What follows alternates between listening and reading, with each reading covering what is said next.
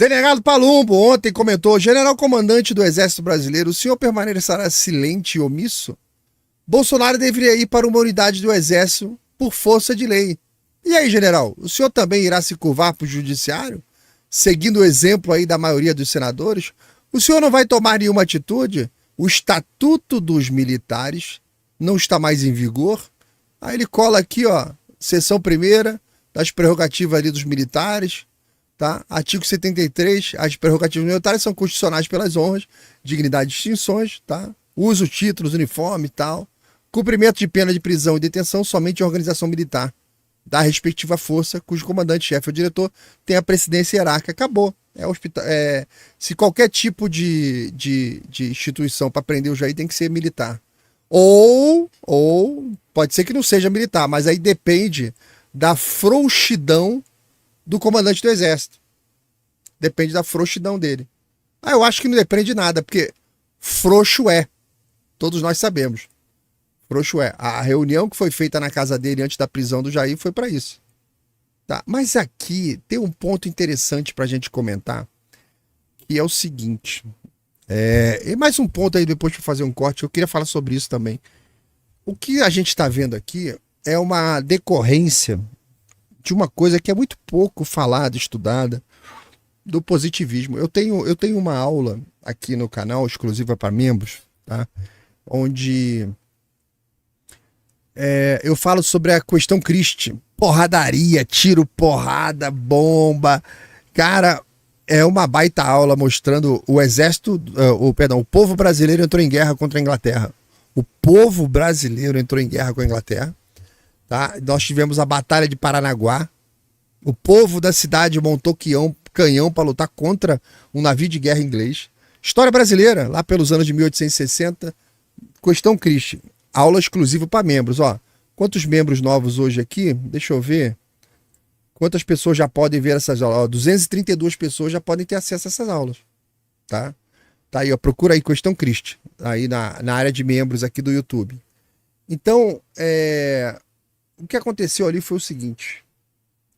O positivismo chegou no Brasil, eu explico naquela aula ali, aqui eu vou complementar, no final do século XIX, como parte de um amplo movimento intelectual que atravessava a Europa após a Revolução Industrial. Eu vou conectar isso que eu vou falar para vocês com essa covardia aqui do Frajola hoje. Então, naquela época o país tinha recém saído de um império que buscava equilibrar ali modernização e tradição, tá? E lentamente foi infiltrando ali nas Forças Armadas. Eu explico na aula da Questão Christie, eu explico na aula do golpe republicano, né, de 1889 também. E surgiu um discurso do Conte, né, que é o discurso kantiano, que era uma promessa muito sedutora, que era um discurso de você substituir a instabilidade das paixões políticas por uma lógica administrativa científica. É o canto da sereia que canta até hoje aí no ouvido de um monte de gente. Então, surgiu como uma utopia de construir um Estado racional, um Estado capaz de organizar a sociedade de cima para baixo, guiada por técnicos, guiada pelo diagnóstico de que a nação precisava ser conduzida pela ciência, não apenas governada pela política. E essa visão encontrou aqui no Brasil, foi jogado fora na França, lá depois caiu aqui no Brasil. Brasil é lata de lixo, um monte de coisa, né? Essa visão encontrou aí um terreno fértil entre os militares, entre os engenheiros, as camadas burocráticas, que enxergavam o Brasil como um organismo atrasado, necessitado de uma correção, de um planejamento, de uma disciplina, que aí tudo ia funcionar, que a sociedade podia ser igual um quartel. Então, quando aconteceu aquele golpe da proclamação da República, tá? Nós vimos que isso estava inseparável, a República, dessa mentalidade. E a República, a gente sabe, não nasceu de nenhum clamor popular, mas nasceu como intervenção dessa turma, dessas elites, que acreditavam estar operando uma cirurgia necessária na sociedade. O positivismo oferecia o vocabulário perfeito. Eles falavam: nós precisamos de ordem antes da liberdade. Nós precisamos de autoridade antes do debate. Nós precisamos da ciência acima da política. Ciência, ciência, ciência. E a gente viu o que aconteceu na pandemia, né? Aí surge o lema Ordem e Progresso, que hoje é um slogan que não significa merda nenhuma. Na época, expressava uma escolha teórica, deliberada. A convicção de que a sociedade só avançaria se o Estado assumisse o papel centralizador. Você está começando a pescar onde eu quero chegar, né? O Estado tinha que ser o centro de tudo. Aí, assim, nós consolidamos aqui no Brasil uma cultura administrativa que desconfiava das autonomias locais. Os últimos atos do Império eram de descentralização. A República nasce com centralização. Vargas chegou a fazer a queima das bandeiras no aterro do Flamengo. Será que eu acho isso? Vocês sabiam? Vargas queimou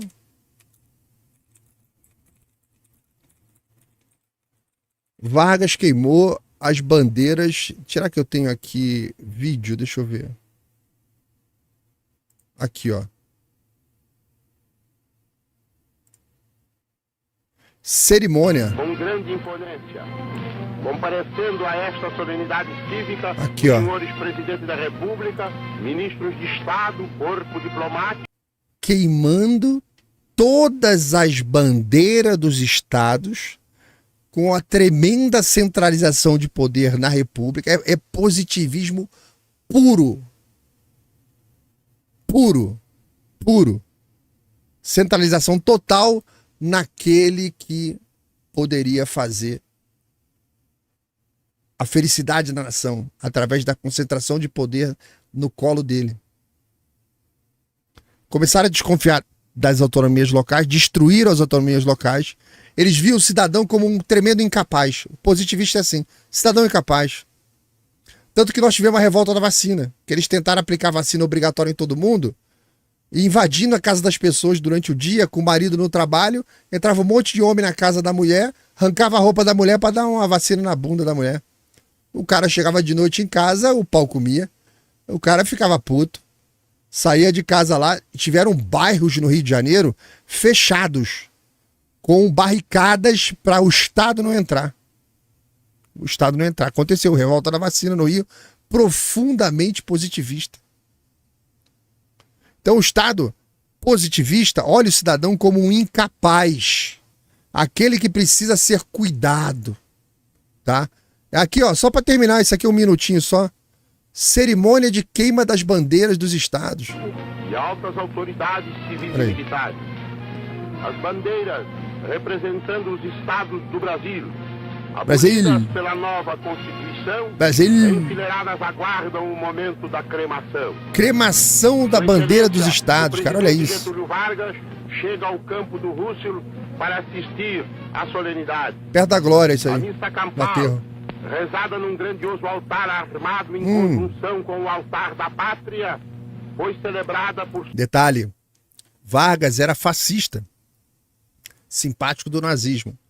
Você perceberá que a parte de identidade visual é muito parecida com a do Hitler, com a do Mussolini, muito parecida. Aqui, ó, das bandeiras penduradas, o jeito de desfilar, a forma, a bandeirinha para lá, para cá, muito parecido, ó.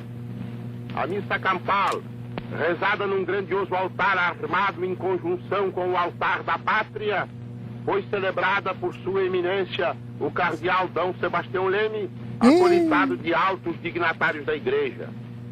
Terminada a missa campal, teve lugar a cerimônia do hasteamento da bandeira nacional pelo presidente da República, sendo hasteado ao mesmo tempo, em 22 mastros, o pavilhão nacional, simbolizando os 22 estados. Olha lá, os desfilezinhos, tudo muito parecido. Roupinha, figurino. Olha lá, queimando a bandeira de São Paulo. Em uma tira é feita a cremação das bandeiras estaduais. Temos motivos de sobra para encarar os dias futuros. Eu não sei como é que existe Fundação Getúlio Vargas, cara.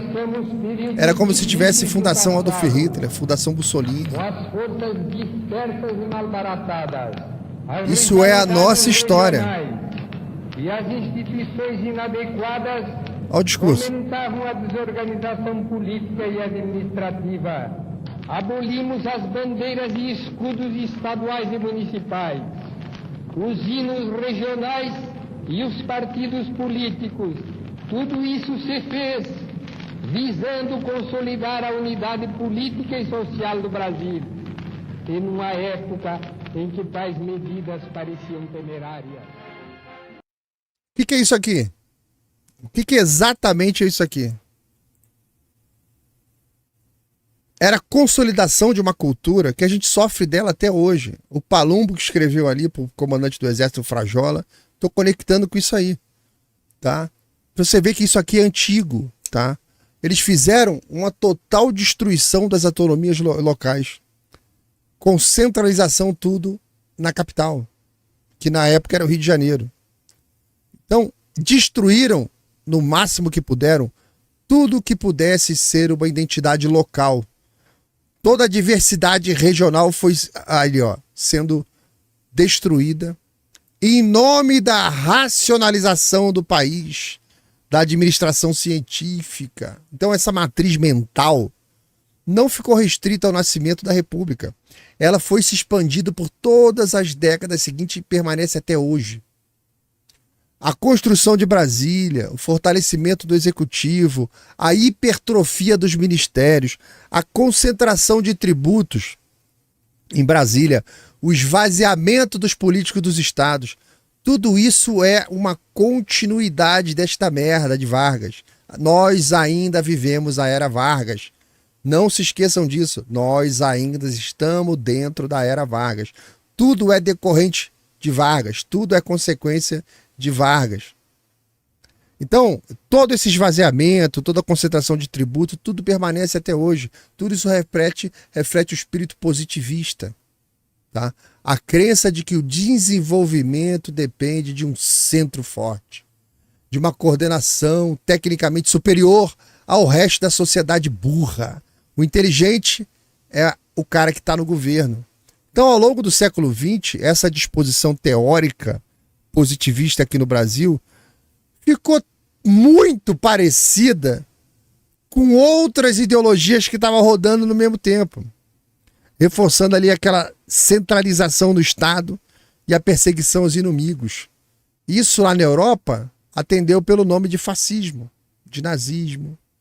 Então, a aproximação conceitual entre o positivismo, isso que a gente vive hoje, e o fascismo lá de Mussolini, não é acidental. O fascismo também atribui ao Estado a função de comandar todos os aspectos da vida nacional. Aquela famosa fórmula do Mussolini, tudo pelo Estado, nada contra o Estado, nada fora do Estado.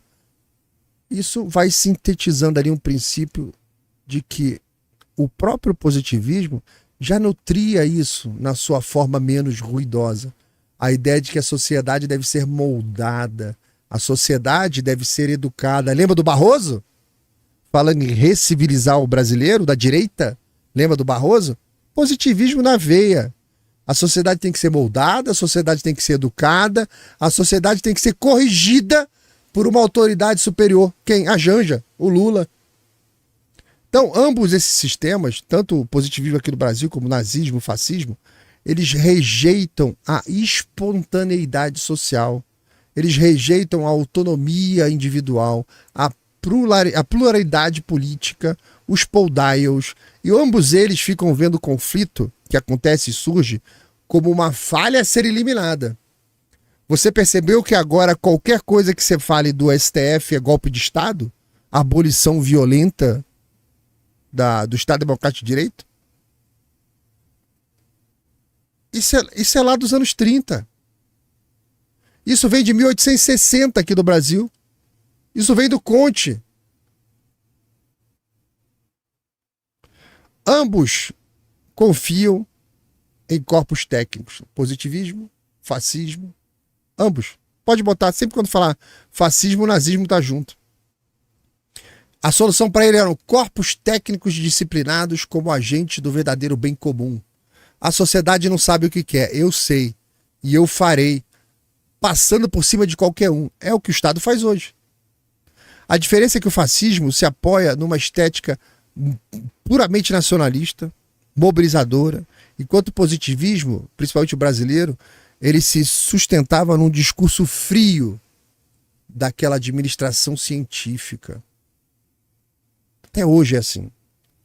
Na prática, as duas tradições produziram estruturas semelhantes. Estados gigantescos, burocracias invasivas, desconfiança permanente do cidadão e um sistema político disposto ali a esmagar qualquer traço de descentralização ou qualquer movimento que afaste ele desses objetivos. Então, os governos posteriores a Vargas ali, os governos civis, os militares, todos eles herdaram esse arcabouço conceitual, muitas vezes sem saber nomeá-lo, sem saber o porquê e a origem, mas, como o Lenin falava, estratégia dos coelhos. Eles vão se reproduzindo, depois eles nem sabem mais por que eles estão fazendo aquilo. Eles perdem o contato com a origem das ideias. Então, isso foi se reproduzindo ao longo das décadas no Brasil, um monte de mecanismo lá, com tutela estatal sobre os costumes, com regulação absoluta das profissões, agências que ficam intervindo no cotidiano da população, uma expansão contínua da máquina pública, uma total marginalização da responsabilidade individual. Então a própria modernização brasileira, a industrialização brasileira, a infraestrutura brasileira, o planejamento econômico brasileiro sempre foi feito por meio dessa lógica. Decisões centralizadas, justificadas pela necessidade técnica, abafadas da participação popular. O povo é excluído dessa equação, tá? E ao longo das décadas, essa herança positivista encontrou aqui no Brasil um ambiente político muito pouco afeito a limites institucionais. Aqui no Brasil, só quem tem limite é o povo. O Estado não tem limite nenhum. E o resultado disso foi no Brasil, foi uma merda. O Brasil acabou com um Estado enorme, com uma classe política frequentemente irresponsável, fisiológica, distante das consequências econômicas, das consequências sociais, das próprias decisões. A máquina pública cresceu com o fim em si mesmo, crescer por crescer. Olha o Haddad aí. Tá taxando por quê? Porque eu posso. Não tem finalidade nenhuma, além de roubar dinheiro do povo. Por quê? Porque eu posso. Vai lá e faz, com nenhum fundo moral. Então, a máquina pública, a gente está vendo, está crescendo sem fim. Deslocando todos os recursos, concentrando todas as competências, criando camadas de dependência, de regulamentação, que torna o cotidiano do cidadão custoso, lento, previsível, ineficiente. Um monte de empresa indo para o Uruguai, para o Paraguai, um monte de cérebro indo embora, porque se tornou insuportável. A gente está no Rubicão, né? Hoje a República Brasileira carrega esse peso histórico, ainda estamos na era Vargas. A centralização excessiva, herdada desse positivismo desgraçado, combinado isso com a prática política de grupos que operam mais em função de interesses próprios do que de projetos qualquer para o povo ou de Estado. Então você combina o positivismo, que hoje é uma desgraça, com a classe política mais vagabunda do planeta. Então você vai produzindo o quê? Merda em sequência. Então, você produziu um modelo sufocante, um governo federal hipertrofiado, onipresente, que legisla sobre tudo, do imposto ao comportamento humano, da economia ao padrão moral, e que se tornou incapaz de reconhecer os próprios limites. A crise que a gente vive não é apenas uma crise administrativa, cara, é uma crise estrutural. Tá? É a convergência entre uma filosofia que exalta o Estado como um tutor universal de todo mundo, tá? Com uma prática política que utiliza como máquina de poder, a política que utiliza o Estado como controle e a política que utiliza o Estado como fonte de renda.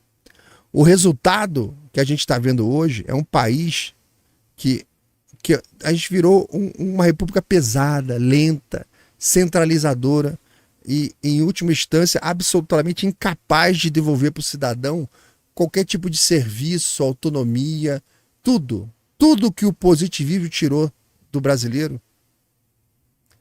A classe política nossa não é só incapaz, mas ela jamais quis devolver isso, porque disso eles se locupletam hoje plenamente.